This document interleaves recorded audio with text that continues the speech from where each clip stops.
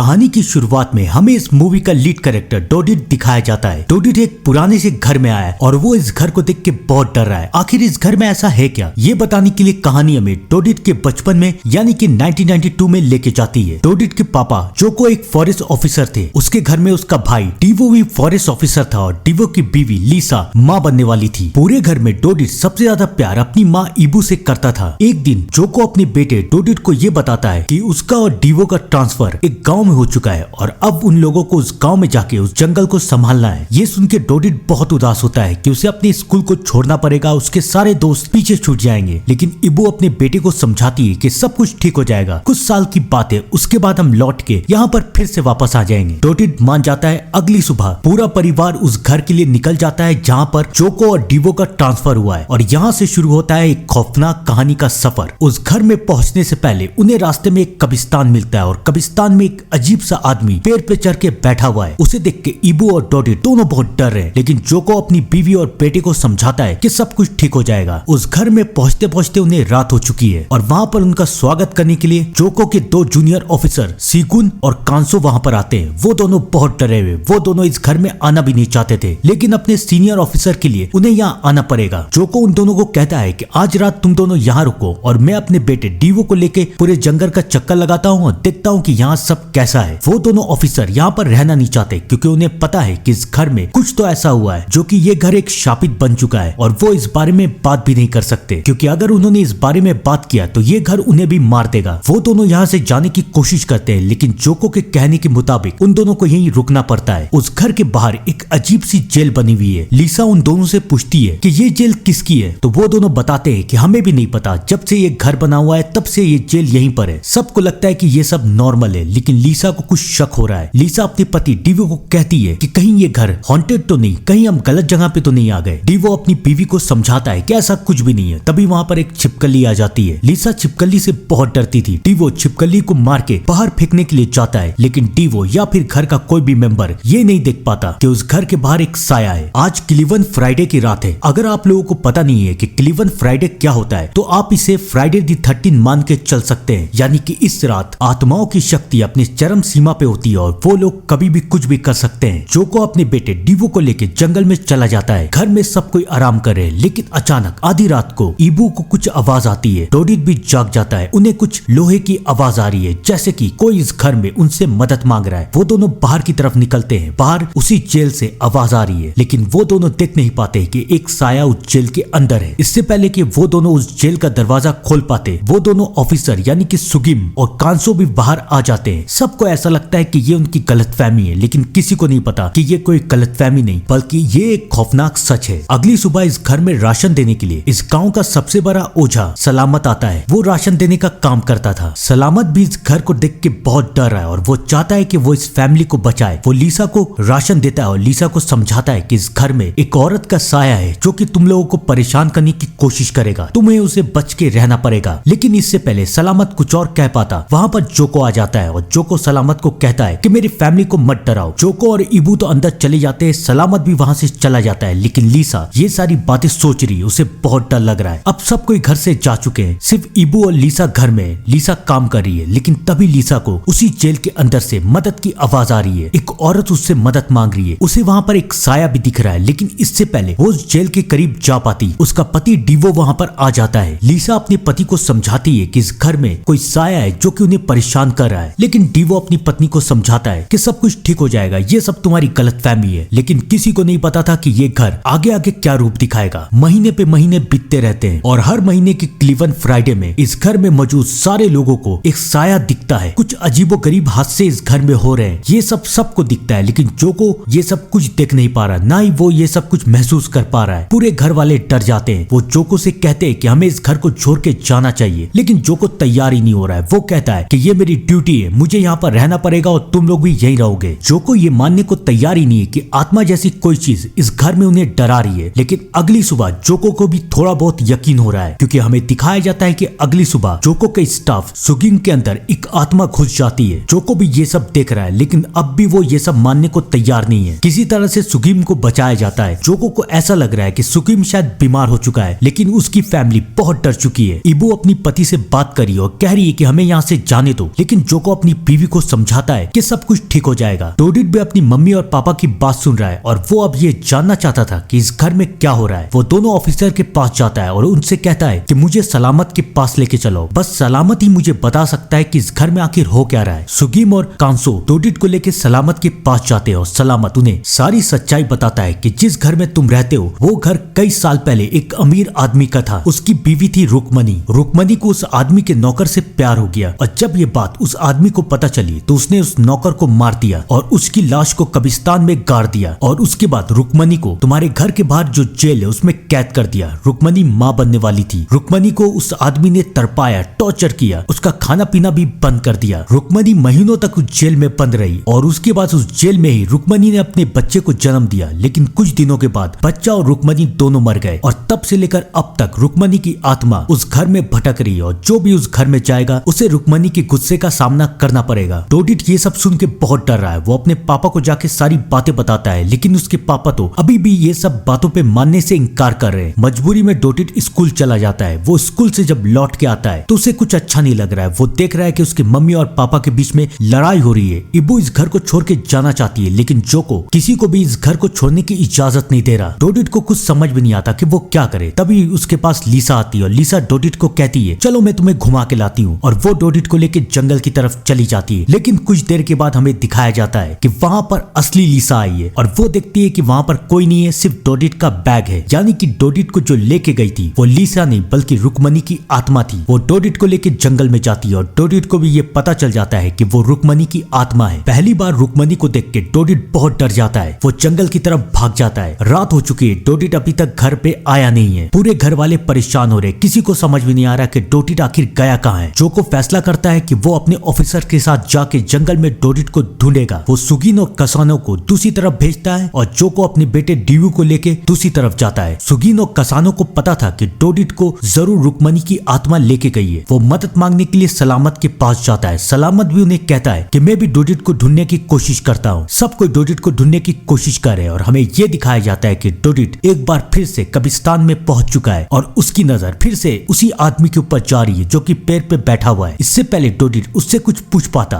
वहाँ पर सलामत आ जाता है और सलामत डोडिट को समझाता है कि उससे कभी भी बात मत करना। वो अगर तुम्हारे तब देखे भी तो उसका कभी भी जवाब मत देना। डोडिट मान जाता है और अब सलामत डोडिट को लेके घर पे चला जाता है। डोडिट को वापस घर आता हुआ देख के पूरा परिवार खुश हो जाता है। लेकिन अब वो वक्त आ चुका है जब लीसा माँ बनेगी। लीसा एक बेटी को जन्म देती है और सब कोई बहुत खुश है। एक हफ्ता ऐसी बीत जाता है और अब फिर से किलोवॉन फ्राइडे आ जाता है, वही मनुष्य दिन जिससे ये पूरा परिवार डरा हुआ है। और आज कुछ ऐसा होगा जिसे देख के पूरा परिवार चौंक जाएगा। हमें दिखाया जाता है कि रात में पूरा परिवार सो रहा है लेकिन तभी अचानक उनके घर में छिपकलियों की बारिश शुरू हो जाती है। सब कोई बहुत डर जाते हैं। लीसा छिपकलियों से बहुत डरती थी। वो अपने पति को कहती है सबको मार दो, सबको यहाँ से बाहर निकालो। डीवो और जोको यही करते हैं, सब कोई उस छिपकलियों को बाहर निकाल रहे हैं। लेकिन तभी अचानक लीसा अपने कमरे में जाती है और देखती है कि उसकी बेटी गायब है। उसकी बेटी को कौन लेके गया? पूरे घर में हंगामा मच जाता है कि उसकी बेटी कहाँ है। लेकिन कोई ये नहीं देख पाता कि रुक्मणी की आत्मा लीसा की बेटी को लेके वहाँ से जा रही है। डोडिट ये देख लेता है। वो रुक्मणी की आत्मा का पीछा करने की कोशिश करता है लेकिन वो बेचारा बच्चा रुक्मणी की आत्मा को कैसे रोकेगा। वो ये सब जाके अपनी मम्मी और पापा को बता देता है। अब जोको को भी इन सारी बातों पे यकीन हो चुका है। अब उसे गांव वालों की जरूरत थी। वो अपने गांव वालों के पास जाता है, पूरे गांव वालों को बुलाता है। सारे गांव वाले जोको को समझाते हैं कि इस मामले में तुम्हारी मदद अगर कोई कर सकता है तो वो है सिर्फ सलामत। जोको और डीओ सलामत के पास जाते हैं, उनसे मदद मांगते हैं और सलामत उनकी मदद करने के लिए तैयार हो जाता है। वो उनके घर में आता है और उसके बाद सलामत आत्माओं की दुनिया में जाके रुक्मणी से बात करने की कोशिश करता है। लेकिन अब तो रुक्मणी किसी की नहीं सुनने वाली। वो सलामत सुगिन और कसानो को अपनी शक्तियों से कब्रिस्तान पहुंचा देती है और उस पूरे परिवार को उस घर में बंद कर देती है। अब किसी को समझ में नहीं आ रहा कि वो क्या करे। चारों तरफ से बच्चे की रोने की आवाज आ रही है और रुक्मणी की हंसने की। डीओ और लीसा बहुत परेशान हो चुके हैं। किसी तरह से वो लोग घर से बाहर निकलते हैं। उन्हें बच्चे की आवाज आ रही है उसी जेल के अंदर से जिस जेल के अंदर से रुक्मणी मरी थी। वो जेल का दरवाजा खोलते हैं और फाइनली उन्हें बच्चा मिल जाता है। रुक्मणी ने बच्चे को वहाँ पर क्यों रखा था?